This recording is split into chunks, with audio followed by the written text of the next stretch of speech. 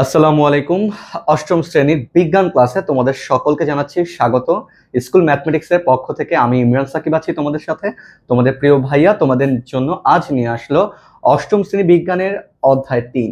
অধ্যায় 3-এ কি কি আলোচনা তা আমরা দেখব। তার আগে স্কুল ম্যাথমেটিক্স নিয়ে কিছু কথা বলি।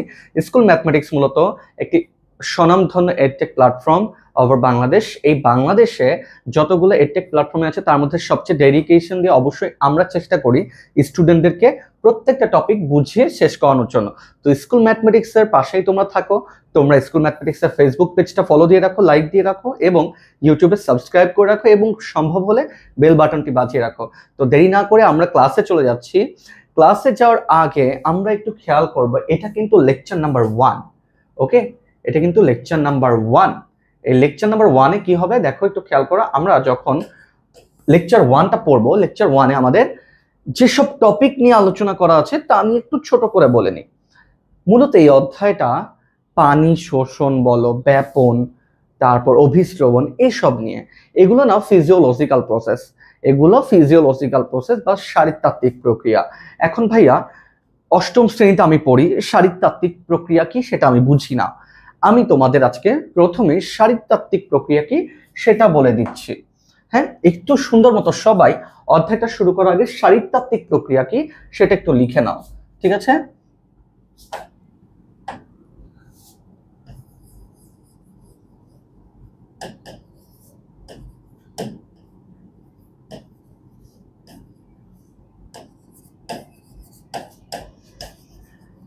শারীরতাত্ত্বিক প্রক্রিয়া, ঠিক আছে, এটাকে ইংলিশে বলা হয় ফিজিওলজিক্যাল প্রসেস।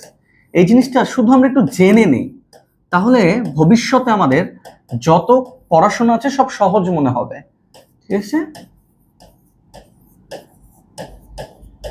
ঠিক আছে, শারীরতাত্ত্বিক প্রক্রিয়া মনে রাখবা। শারীরতাত্ত্বিক প্রক্রিয়া বলতে সাধারণত বোঝায় জীবের দেহ বেঁচে থাকার জন্য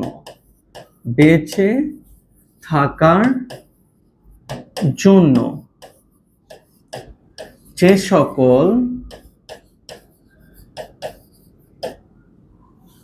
ক্রিয়া বিক্রিয়া এবং কার্য সম্পাদন করে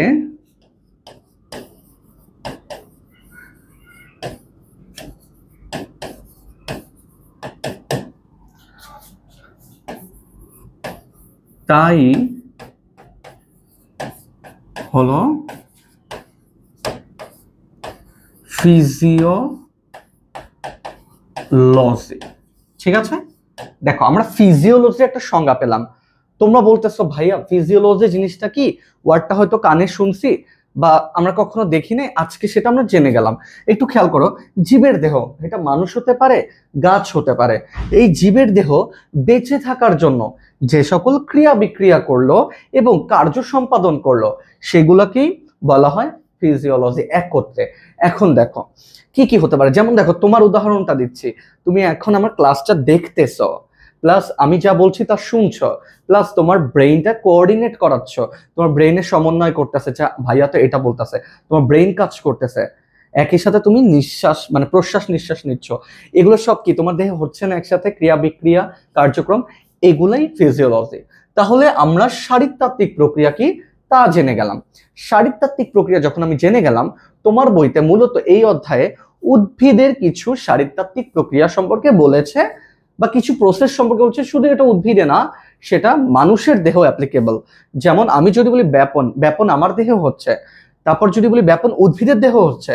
সো এই জিনিসগুলো বেসিক, এগুলো যদি আমরা অষ্টম শ্রেণীতে না জেনে যাই তাহলে কিন্তু ভবিষ্যতে যখন নবম দশম শ্রেণীতে যাব বা একাদশ দ্বাদশ শ্রেণীতে যাব তখন আমাদের মাঝে বিস্তর একটা ফারাক থেকে যাবে। তো এই জ্ঞান অর্জনটা আমাদের অতীব জরুরি। আমরা কিন্তু এই অধ্যায়টা বিসমিল্লাহ বলে শুরু করতে যাচ্ছি। একটু দেখো, এই অধ্যায় মূলত প্রথম টপিকটা হচ্ছে ব্যাপন, ঠিক আছে? আচ্ছা, ব্যাপনের আগে আমি একটু এখানে ফিরে আসতেই চাচ্ছি। সেটা হলো এই অধ্যায়ের শুরুতে দেখবা বইতে একটা প্যারা আছে, ওই প্যারাতে যেটা বলতে চাচ্ছে একটু খেয়াল করো। এটা একটু না বললেই নয়, সেটা একটু দেখো। ধরো এটা আমি এঁকেছি মাটি। কি এঁকেছি? মাটি। ঠিক আছে, এই মাটির উপরে একটি সুন্দর মতো একটা গাছ আছে। ঠিক আছে, আমি গাছ সুন্দর করে আঁকতে পারছি না হয়তো।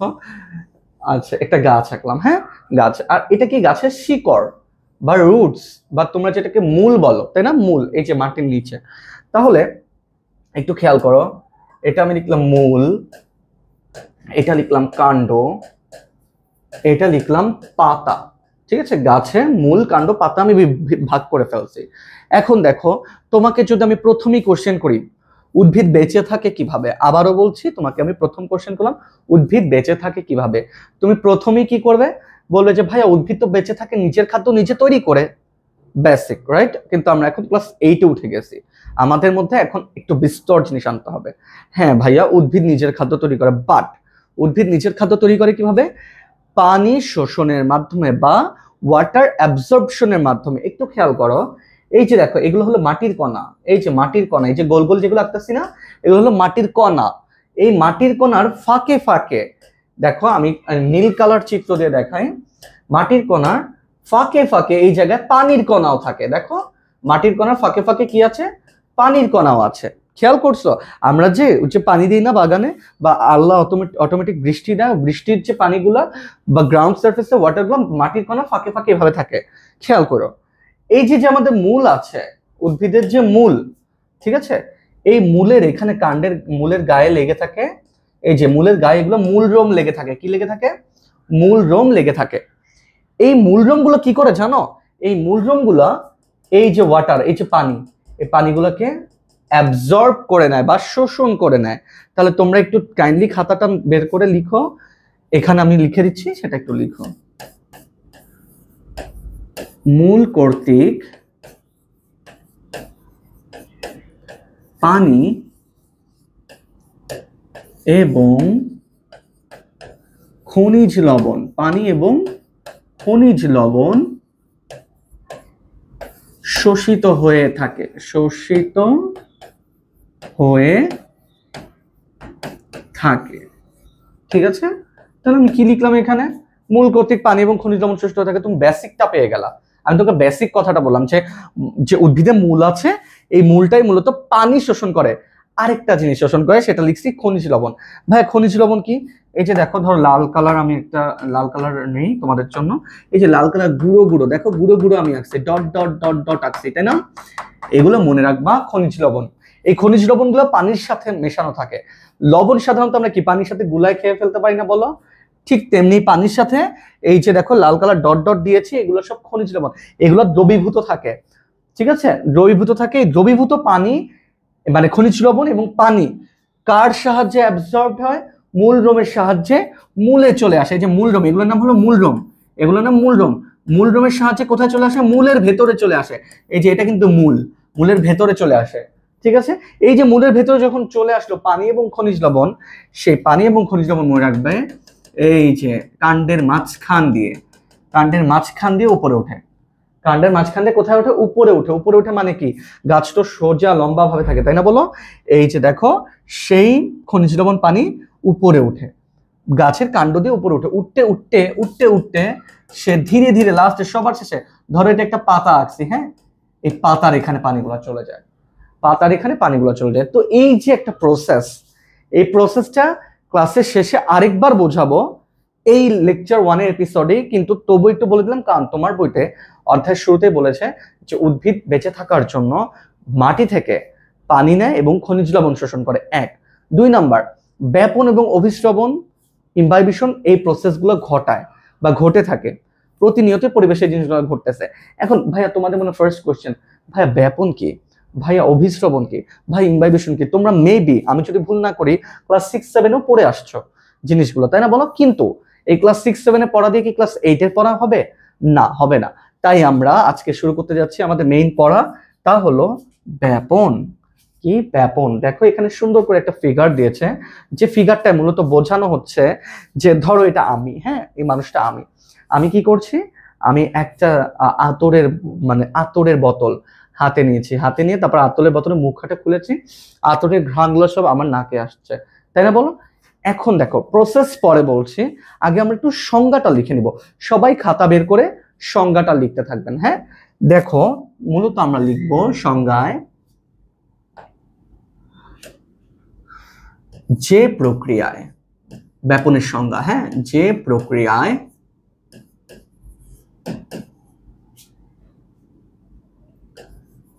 বায়বীয়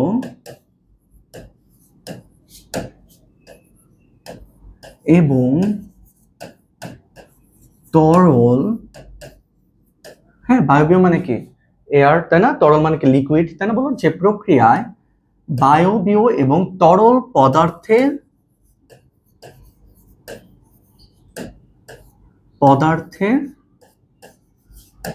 অণুসমূহের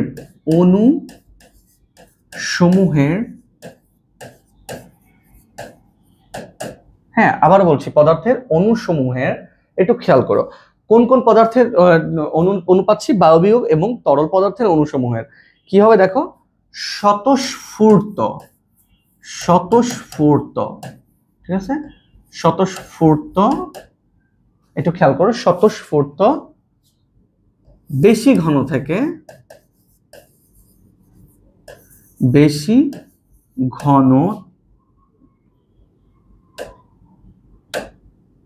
ঘন থেকে কম ঘন অঞ্চলের দিকে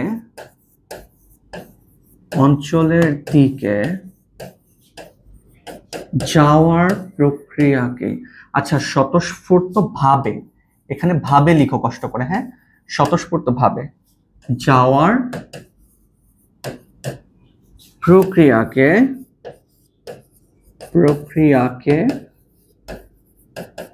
ব্যাপন, ব্র্যাকেটে লিখবে ডিফিউশন বলে। ডান। আমরা একটু ব্যাপনের সংজ্ঞাটা পড়ে ফেলি ঠান্ডা মাথায়। যে প্রক্রিয়ায়, it's a process by which the কি বায়বীয় এবং তরল পদার্থের অণু, দ্য মলিকুলস অফ কি গ্যাসিয়াস আর তোমার লিকুইড, হ্যাঁ, এই পদার্থের অণুসমূহের মধ্যে স্বতঃস্ফূর্তভাবে এমনি চলে যাবে, কোনো বাধা আসবে না এখানে, স্বতঃস্ফূর্তভাবে বেশি ঘন থেকে কম ঘনের দিকে মানে অঞ্চলের দিকে যাওয়ার প্রক্রিয়াকে কি বলা হয়? ডিফিউশন। কোনো সমস্যা নেই ভাই, আমি বুঝতেছি না, তাই তো এরকম কিছু মনে হচ্ছে। এবার একটা ছোট্ট এক্সাম্পল দেখেন তো, এটা কি আতর, তাই না? আতর।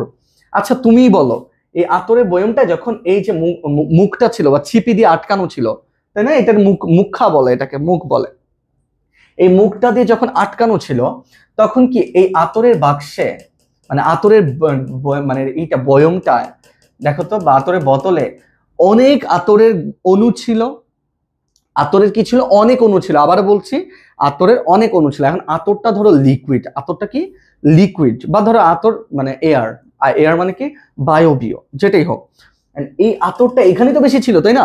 এখান থেকে এটা যখন মুখটা খুলে ফেললা তুমি, ঘ্রাণগুলা কোথায় যাচ্ছে? এখানে যাচ্ছে না তোমার নাকে। আচ্ছা তুমিই বলো, তোমার নাকে কি আতরের অণু ছিল আগে থেকে? ছিল না, তাই না? বলো, যদি থাকে অনেক অল্প ছিল, কিন্তু আতরের বোতলে কি আতরের অণু অনেক বেশি, তাই আতরের অণু মানে বেশি, যেখানে বেশি অঞ্চল থেকে বা বেশি ঘনত্ব থেকে কোথায় কম ঘনত্বের দিকে, আমার নাকের এখানে কম আতরের অণুগুলা বেশি ঘনত্ব থেকে কম ঘনত্বের দিকে অঞ্চল দিকে ধাবিত হওয়া, এটাকেই ব্যাপন বলা হয়। তাহলে কি বায়বীয় এবং তরল পদার্থের অণুসমূহ স্বতঃস্ফূর্তভাবে পারফেক্টলি বা ইজিলি, ঠিক আছে, মুভেবল ভাবে কি করবে, যে বেশি ঘনত্ব থেকে বা বেশি ঘন অঞ্চল থেকে কম ঘন অঞ্চলের দিকে যাওয়ার প্রক্রিয়াকে কি বলা হয়? ব্যাপন বলা হয়। তো এই জিনিসটাই আমরা অনেক কঠিন ভাবে নেই। আর ডিফিউশন বানানটাও একটু লিখে রাখো, ব্যাপন ইংলিশ হলো ডিফিউশন, DIFFIUSION, ডিফিউশন। আমরা এই জিনিসটা এত কঠিন ভাবে নেই, কঠিন ভাবে ভাবি, বিশ্বাস করো, মানে মনে হয় যে এই প্রসেস আমরা লিখতেই পারবো না। যদি পরীক্ষা এটা ক নাম্বারে আসে, সংজ্ঞা ক্লিয়ার, রাইট? এবার যদি খ নাম্বারে আসে বা একটু বিস্তারিত জানতে চায়, সেক্ষেত্রে এটা তো দিবেই, সাথে তোমার বইতে খুব সুন্দর করে ব্যাপনে কিছু কি আছে, উদাহরণ আছে, সেই উদাহরণগুলো পড়বে। যেমন উদাহরণ প্রথমেই দেওয়া আছে কোনটা, দেখবে আতর, ঠিক আছে, বা সুগন্ধি। এই সুগন্ধি তোমার হাতে আছে, মুখা দিয়ে আটকানো, কোনো কেউ গন্ধ পাচ্ছ না, যখনই খুললে সুগন্ধি ঘ্রাণ তোমার দিকে আসতেছে। কিভাবে? কারণ ওই বেশি ঘনত্ব থেকে কম ঘনত্ব দিকে কি বায়বীয় বা তরল অণুর নির্গমন, স্বতঃস্ফূর্তভাবে যে নির্গমন সেটা হচ্ছে এখানে। এটাই কি, এটাই কি বলো, এটাই হলো ব্যাপন বা ডিফিউশন। তাছাড়া ব্যাপনের আরেকটা উদাহরণ তোমার বইতে পরীক্ষা আকারে আছে, সেটা হলো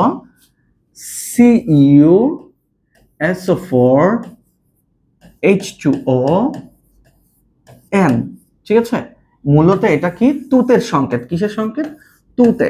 ঠিক আছে, তোমার বইতে বলেছে এই যে আমি একটা তুতে নিলাম, একটা তুতে, তুতে দেখতে অনেকটা এই যে এরকম, একটু কালারটাও দেখিয়ে দিই, একদম পারফেক্টটাই তোমাদেরকে দেখাবো। হ্যাঁ, এই যে দেখো, এটা একটা তুতে, ধরো এরকম ব্লুইশ কালার, ওকে, একদম ব্লুইশ কালার একটা কি তুতে দানা, এই যে এরকম একটা দানা পাইছো, ঠিক আছে, ডায়মন্ডের মতো।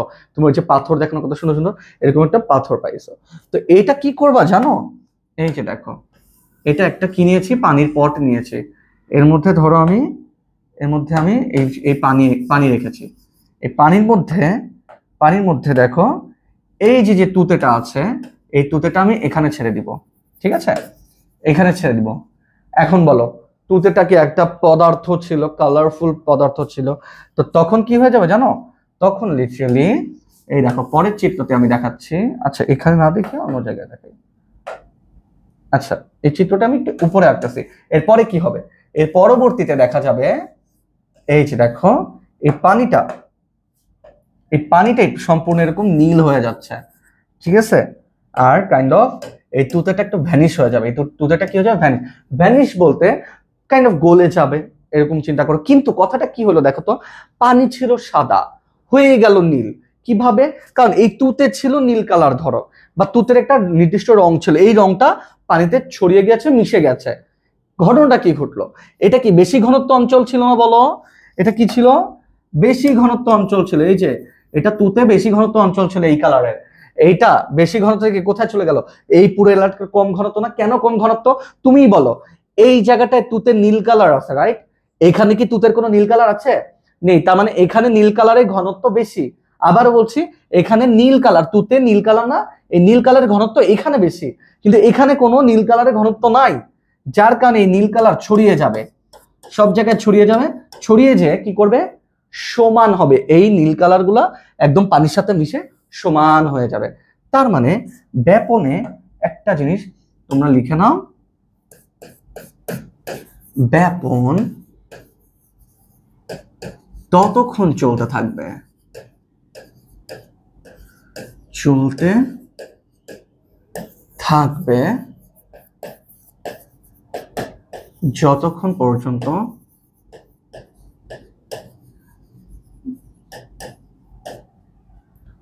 অণুসমূহের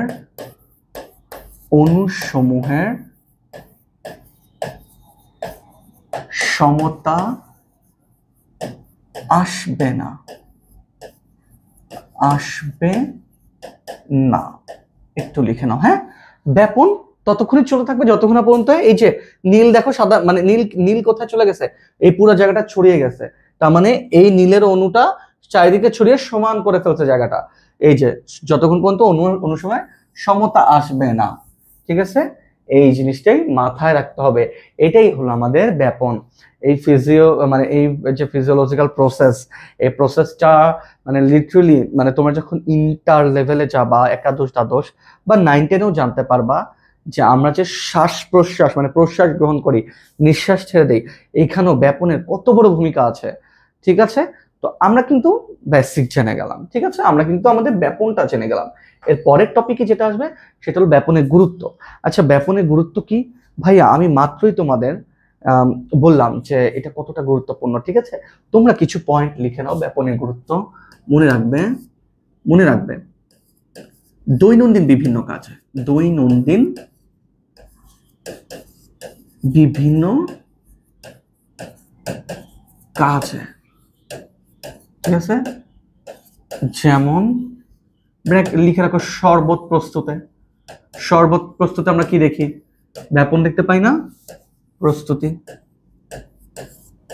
তারপর আরেকটা পয়েন্ট লিখো যেটা আমি তোমাকে বললাম, শ্বাস প্রশ্বাসে প্রশ্বাসে ব্যাপনের গুরুত্ব অপরিসীম, ব্যাপনের গুরুত্ব অপরিসীম।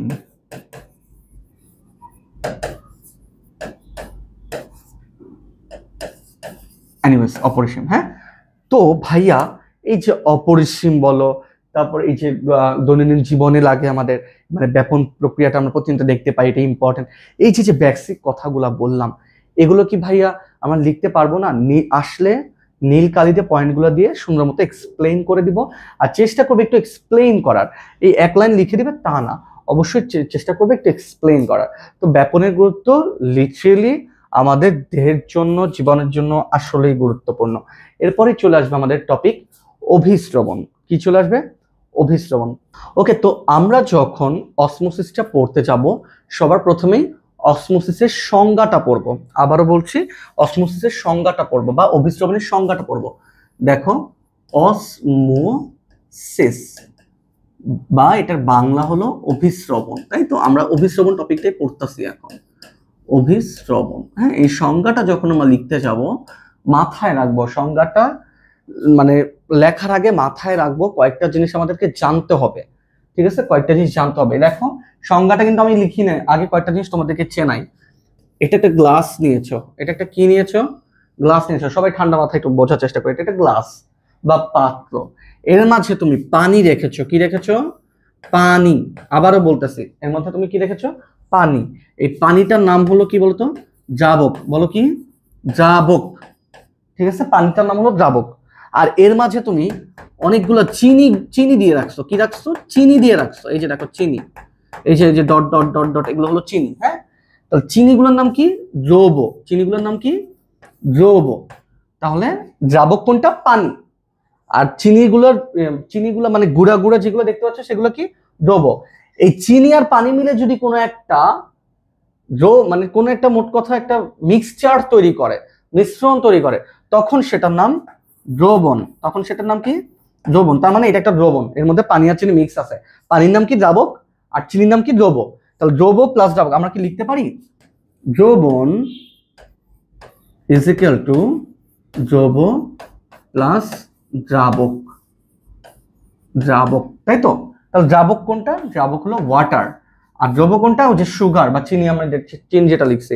আর দ্রবণ কোনটা? মোট কথা দ্রবণে ইংলিশটা মনে রাখবা সলিউশন।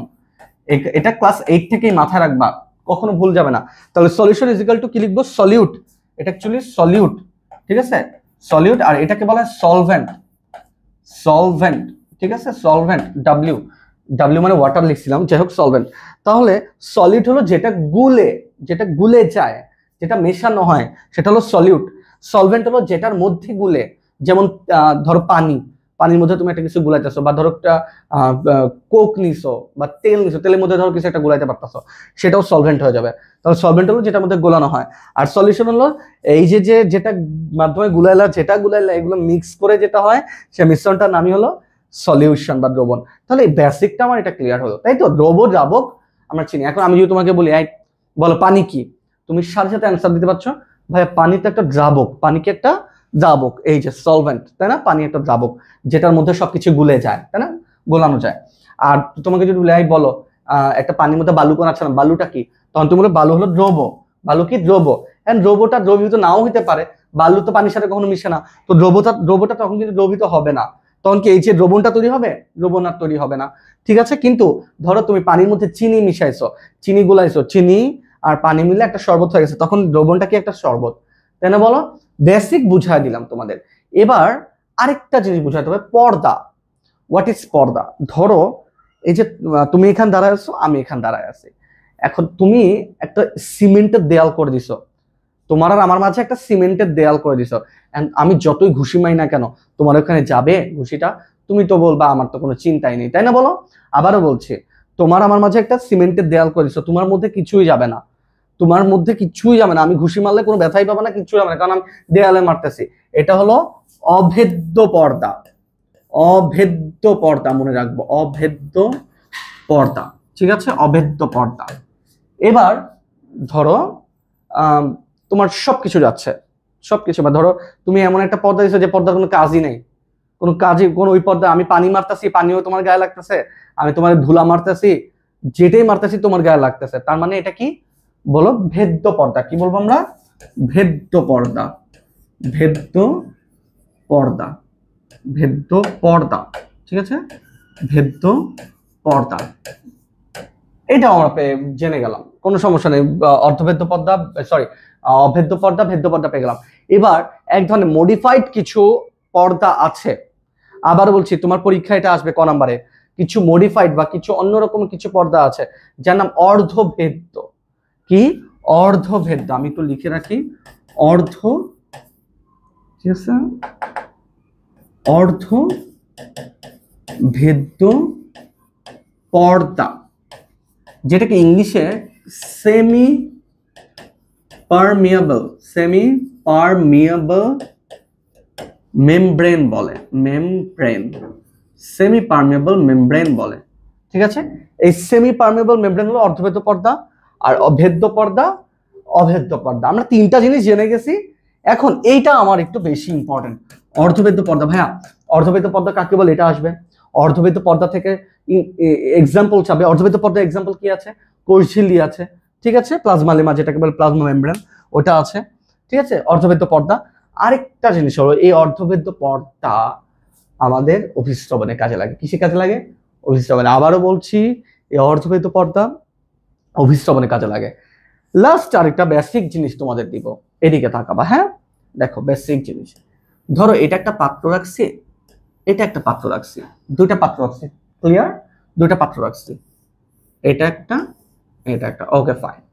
এবার এখানে আমি অনেক পানি দিছি, অনেক পানি, কিন্তু চিনির গুঁড়া কম। দেখো চিনির গুঁড়া কম, তাই তো?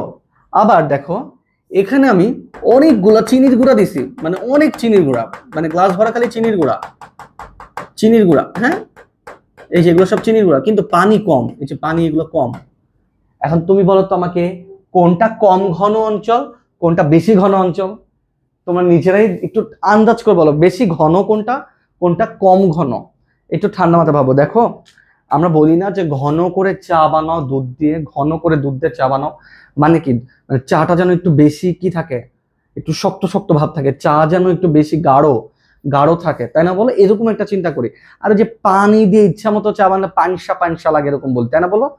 মনে রাখবা এইটা কি চিনির গুঁড়া, এগুলো কি দ্রব, তাই না?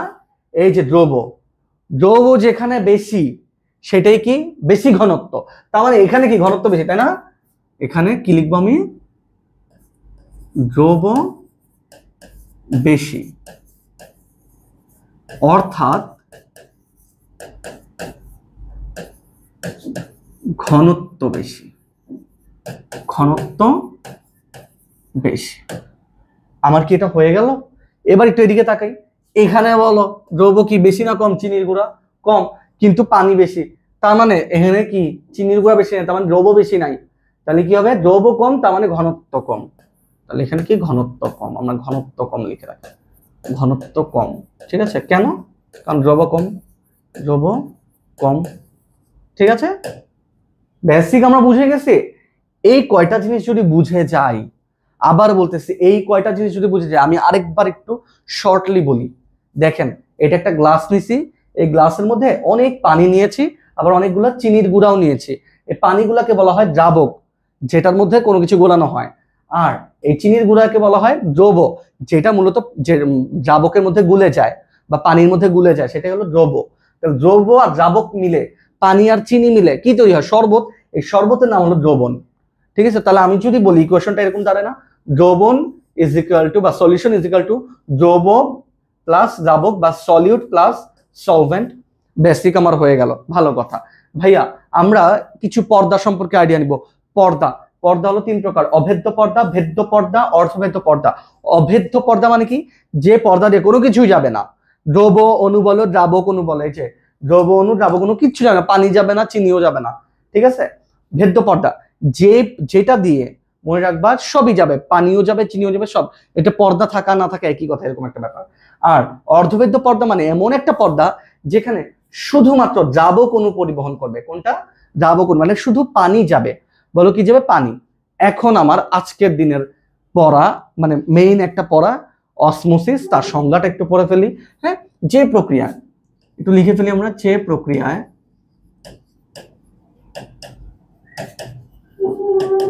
কম ঘন থেকে বেশি ঘনের দিকে অর্ধভেদ্য পর্দার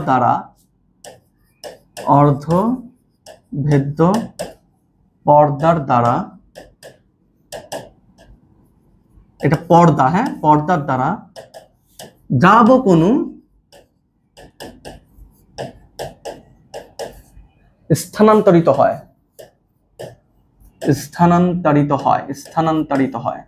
ঠিক আছে, স্থানান্তরিত বানানটা একটু দেখেন, স্থানান্তরিত হয়ে থাকে তাকে অভিস্রবণ ব্র্যাকেটে কি লিখবো? অসমোসিস। ইংলিশ ওয়ার্ডটা আমরা এখন থেকে অভ্যাস করবো লিখার, অসমোসিস বলে। এটা যদি দেখাও টিচারকে, টিচার খুশি হয়ে যাবে। অভিস্রবণ ইংলিশটাও তুমি লিখে ফেলছো ব্র্যাকেট দিয়ে, তাই না? বলো তাহলে এটা একটা প্রক্রিয়া, এই প্রক্রিয়ায় কম ঘন থেকে বেশি ঘনের দিকে কি যাবে? হ্যাঁ, অর্ধভেদ্য পর্দার দ্বারা কি যাবে? দ্রাব কোনো স্থানান্তরিত হবে, তাকে কি বলে? অভিস্রবণ। এবার ভাইয়া প্রসেসটা দেখা দেন, আমি না প্রসেস বুঝতেছি না, তাই না? কোনো সমস্যা নাই। এই যে দেখেন, এই একটা গ্লাস নিছেন, হ্যাঁ, মানে এই একটা জার, এই একটা জার, দুইটা জার রাখছেন। কয়টা জার? এখানে দুইটা জার, পাশাপাশি দুইটা জার, কিন্তু এটা কি মাঝখানে অর্ধভেদ্য পর্দা। বলো এই পর্দাটার নাম কি? অর্ধভেদ্য পর্দা। তাহলে আমি একটু টান দিয়ে লিখে রাখি, এটাই হলো সেই অর্ধভেদ্য পর্দা। অর্ধভেদ্য পর্দা, ঠিক আছে? এবার অর্ধভেদ্য পর্দা দিয়ে দুই পাশে আটকানো দুইটা দ্রবণ আছে, দেখো খেয়াল করো। একটা হলো পানি বেশি, দ্রব কম। পানি বেশি, ঠিক আছে, দ্রব কম। আর আরেকটার মধ্যে দ্রব বেশি বাট পানি কম, পানি একদম নাই এরকম একটা অবস্থা। এখন তুমি বলো কোনটা কম ঘনত্ব, কোনটা বেশি ঘনত্ব? এই যে এটা দেখে বলো তো, কোনটা কম ঘনত্ব, কোনটা বেশি ঘনত্ব? তুমি বলো অবশ্যই ভাইয়া এটা বেশি ঘনত্ব, কারণ এর মধ্যে দ্রব বেশি, চিনি বেশি, তাই না? যে দেখো গুড়া গুড়া বেশি, আর এখানে কি পানি বেশি, তার মানে এটা কম ঘনত্ব। তাহলে এটা বেশি ঘনত্ব, আমি লিখে রাখি বেশি ঘন, আর এটা কি? কম ঘন। তাহলে এটা কি? অর্ধভেদ্য পর্দা। সংজ্ঞা অনুযায়ী কি পড়ছি? কম ঘন থেকে বেশি ঘনের দিকে, তার মানে এই দিকে ডিরেকশন থাকবে। তার মানে ডিরেকশন কোন দিকে থাকবে? বলো, এই দিকে থাকবে ডিরেকশন। কম ঘন থেকে বেশি ঘনের দিকে কে যাবে? যা অর্ধভেদ্য পর্দা, এই যে অর্ধভেদ্য পর্দার দ্বারা এখান দিয়ে কে যাবে? দ্রাবক অণু। ঠান্ডা মাথায় এইটা বুঝবা, দ্রাবক অণু মানে কি? পানি যাবে। কে যাবে? পানি যাবে। তখনই সেটা কি? Osmosis, right? তখনই সেটা কি? অসমোসিস। আমি কি তোমাদের ব্যাপারটা বুঝাইতে পারছি? এটাই কিন্তু মূলত আমাদের অভিস্রবণের মেইন পড়া। আমরা ফার্স্টে কি দ্রব দ্রাবক এগুলো বুঝলাম, দ্রবণ কিভাবে তৈরি তা বুঝলাম, পর্দাগুলো সম্পর্কে জানলাম, তারপরে আমরা কম ঘন বেশি ঘন কোনটা সেটাও বুঝলাম, তারপরে সংজ্ঞাটা পড়লাম, দেন প্রসেসটাও দেখা দিলাম। তোমরা বিশ্বাস করো, দেখো অভিস্রবণের গুরুত্ব, তারপর দেখো এখানে আছে কিনা, না এখানে নাই, কোনো সমস্যা নেই। তোমার বইতে যেয়ে দেখবে সুন্দর মতো এরকম বক্স করে দেওয়া আছে, এই যে এরকম করে দেখবা, এটা এখানে হলো পানি বেশি, এই কম, অণু কম, আর এখানে অণু বেশি, দেখবো পানি কম, ঠিক আছে? তারপর এখান থেকে ঠাস করে পরবর্তী চিত্রে যেয়ে দেখবা এরকম হয়ে গেছে, ঠিক আছে? এখানে পানি কমে গেছে, ঠিক আছে, পানি কমে গেছে, অণু এরকমই আছে, আর এখানে পানি বেড়ে গেছে, ঠিক আছে, অণু ওরকমই বেড়ে আছে। তার মানে কি পানি ওইদিকে যে কি করছে? সমান করছে জায়গাটা। ঘটনা বুঝতে পারতেছ? বেসিক তোমাদের দিয়ে দিলাম। এটা হলো ব্যাপন, অভিস্রবণ। আমরা কিছুক্ষণ আগে কি পড়লাম? ব্যাপন। তারপর কি পড়লাম? অভিস্রবণ। মনে রাখবা এখান থেকে কতেও আসে, খতেও আসে, ডিটেল বিস্তারিত জানতে চায়। তারপর তোমার ঘ নাম্বারে পুরো টপিকটাই দিয়ে দেয়।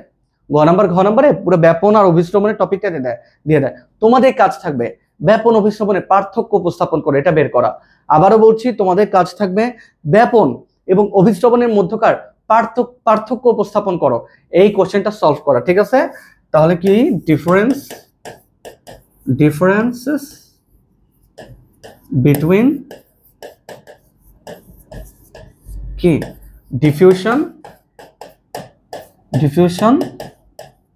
and osmosis। ঠিক আছে, এটা একটা তোমাদের কাইন্ড অফ একটা টাস্ক থাকলো, এই টাস্কটা কমপ্লিট করতে হবে। কিসের? ডিফিউশন এবং অসমোসিসের পার্থক্যগুলো বের করবা। ঠিক আছে, এটা কিন্তু তোমাদের আসবেই, এরকম একটা টপিক। কিন্তু এবার দ্য লাস্ট টপিক, সেটা হলো উদ্ভিদের পানি শোষণ পদ্ধতি। উদ্ভিদের কি পানি শোষণ পদ্ধতি। ঠিক আছে, না আমাদের ছোট ছোট কিছু টপিক আছে, বেশি বড় কিছু টপিক নেই। পানি শোষণ পদ্ধতি এবং খনিজ লবণ পরিশোষণ পদ্ধতি, মাঝখানে ইমবাইবিশন একটা টপিক দিয়েছে, কোনো সমস্যা নেই, আমরা বুঝে যাবো জিনিসগুলা। দেখো একটু এদিকে তাকাও, এটার নাম কি দেখো তো, এটা দেখে তোমার কি মনে হচ্ছে? এটা কিন্তু মূলের বিভিন্ন অংশে এটা বোঝাইতেছে তারা। হ্যাঁ, মূলের বিভিন্ন অঞ্চলে দেখো তো, মানে কিভাবে তোমরা জিনিসটা বুঝবা। এই যে আমি কিছুক্ষণ আগে এরকম করে আমি মূল আঁকছিলাম না, বলো 2-3টা মূলের পাশে এরকম করে মূলরম আঁকছিলাম না, তার মানে এইটা হলো মূল, তাই না? এইটা হলো সেই আউটলাইন। এই যে আউটলাইনটা আঁকতেছে, এই যে আউটলাইন, বাইরের দেয়াল, এটা সেই বাইরের দেয়াল। আর এই যে দেখো এখানে সেই মূলরমটা আঁকা আছে, দেখছো? এই যে সেই মূলরমটা আঁকা আছে। ঠিক আছে, তাহলে এই চিত্রটা আমি বুঝে গেছি, এটা তার মানে মূলরম। এই যে মূলরম দেওয়া আছে। এখন দেখো তো মূলরমের এখানে কি, এই যে মাটির কণা না, এগুলো সব মাটির কণা। দেখো তোমার বইতে এগুলো চিন্তা করা আছে, বইয়ের দিকে, এটা কিন্তু বই থেকে নেওয়া। দেখো এগুলো হলো মাটির কণা। এই মাটির কণার মাঝখানে কি আছে দেখো তো, এই যে মাঝখান দিয়ে এগুলো কি কৈশিক পানি, মাঝখানে এগুলো কি কৈশিক পানি। তার মানে মাঝখানে এগুলো কৈশিক পানি, মানে মাটিস্থ ভূগর্ভস্থ পানিকেই কৈশিক পানি বলে। এই কৈশিক পানিগুলা মূলরম দিয়ে মূলে চলে যায়। এই যে দেখো মূলরম দিয়ে, সেটা এই যে মূলত্বক পাড়ি দিয়ে দেখো মূলে চলে যায়। এই জিনিসগুলো এখন বুঝবা না, জাইলেম ফ্লোয়েম এগুলো এখন বুঝবা না, এগুলো বোঝার দরকার নাই। যেটা বুঝাবো সেটা একটু বোঝার চেষ্টা করো। এই যে দেখো আমি বলেছিলাম যে অধ্যায় শেষের দিকে তোমাদের এই টপিকটা করাবো। এই যে দেখো এখানে পানিগুলা, এই যে ধরো এটা পানি, আমি এখানে পানি দিয়ে নীল কালার দিয়ে দেখাই। এই যে পানির অণুগুলা এই দিক দিয়ে মূলরম দিয়ে ঢুকতেছে, ঢুকে এটা কি মূল ত্বক, মানে মূল, সরি এটা মূল। এই যে মূলের ভেতরে চলে আসলো, এটা কি মূল, আর এটা কি মূল রোম, আবার বলতেছে এটা মূল রোম। হ্যাঁ, আর এটা মূল। এই মূলের ভেতরে পানিগুলা উপর দিয়ে উঠতে থাকে। ঠিক আছে, উপর দিয়ে উঠতে তুমি বলো এটা একটা গাছ না? এটা একটা গাছ না? আমরা গাছের পাতা পড়ছি না, কিছুক্ষণ আগে গাছ দেখছি না? একটু দেখো এই পানিগুলা, দেখো এই পানিগুলা কাণ্ডের মাঝখান দিয়ে উপরে উঠে। কাণ্ডের কিন্তু এই পাশ দিয়ে উপরে উঠে না, মাছ দিয়ে। ঠিক আছে, কারণ এখানে জাইলেম নামক এক ধরনের টিস্যু আছে। এটা তোমাদের বইতে ওভাবে করে ডিটেল বলা নেই, শুধু একটা ওয়ার্ডই বলা আছে যে জাইলেম নামক এক ধরনের টিস্যু এই মূল থেকে কাণ্ড হয়ে পাতার দিকে পানি পৌঁছে দেয়। পাতার দিকে কি পানি পৌঁছে দেয়। ঠিক আছে, তাহলে বলো আমি যদি তোমাদের বলি উদ্ভিদে পানি শোষণ পদ্ধতি ব্যাখ্যা করো, কোনো কথা নেই, এই ফিগারটা যেন তোমার মাথায় আসে, বলবা মূল রোম কর্তৃক শোষিত মাটিস্থ কৈশিক পানি সেটা মূলরোম থেকে মূলে চলে যায় এবং মূল থেকে কাণ্ডের কেন্দ্রস্থ অঞ্চল দিয়ে জাইলেম টিস্যু দ্বারা পরিবাহিত হয়ে পাতা পর্যন্ত পৌঁছে যায়। এটাই হলো উদ্ভিদের পানি শোষণ পদ্ধতি। মজার বিষয়টা কি জানো? সেম জিনিসটাই এই দেখো খনিজ লবণ পরিশোষণে আছে। সেম দেখো, এই যে দেখো খনিজ লবণ পরিশোষণে কি হয় দেখো, এই দেখো এটা কি মাটি, এই যে মূল, তারপরে কি মূলরম, তাই না? মূলরম, আর এটা উদ্ভিদ, এটা হলো সে পাতা। খেয়াল করো কি হয়, খেয়াল করো এখান থেকে কি উঠে, তোমরা বলো এই যে মূলরম দিয়ে এখানে পানি ঢুকে এটা কই মূলে যায়, মূল থেকে কাণ্ডে যায় না? মজার জিনিস হলো একটু শরবতের কথা চিন্তা করো। শরবত, তোমরা তো শরবত বানাও, শরবতে কি ফার্স্টে চিনি দাও, তারপর পানি দাও, তারপর চিনি পানি মিক্স করো, তাই না? ঠিক তেমনি এখানে কিছু খনিজ লবণ থাকে, বলো কি থাকে? লবণ। এই লবণগুলা পানির সাথেই মিশে থাকে, বলো কার সাথে মিশে থাকে? পানির সাথেই মিশে থাকে। পানির সাথে লবণগুলা মিশে থাকে এবং পানির সাথে থাকা অবস্থায় এটা ডিরেক্ট পানির সাথেই ভেতরে চলে যায়। এটাই খনিজ লবণ পরিশোষণ। মূলত এটা দুইটা ভাগ আছে, একটাকে বলা হয় সক্রিয় খনিজ লবণ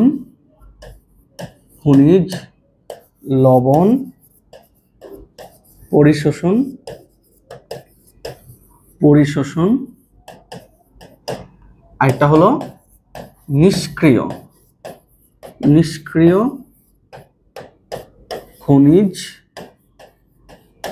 লবণ পরিশোষণ, লবণ পরিশোষণ, ঠিক আছে, নিষ্ক্রিয় খনিজ লবণ পরিশোষণ, ঠিক আছে। একটায় মূলত শক্তি লাগে, শক্তি প্রয়োজন হয়, একটাই শক্তি প্রয়োজন হয়, মনে রাখবা এই জিনিসটা প্রয়োজন হয়, মনে রাখবা এই সক্রিয় খনিজ লবণ পরিশোষণে শক্তির প্রয়োজন হয়, আর নিষ্ক্রিয়তে